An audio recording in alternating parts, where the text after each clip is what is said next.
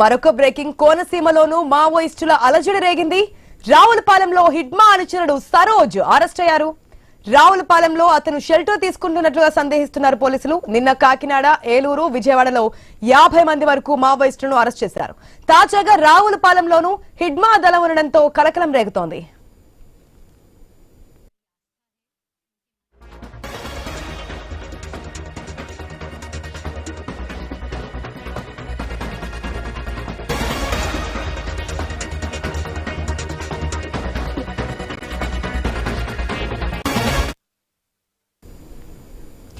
కోనసీమలోనూ మావోయిస్టుల అలజడి రేగింది. రావులపాలెంలో హిడ్మా అనుచరుడు సరోజ్ అరెస్ట్ అయ్యారు.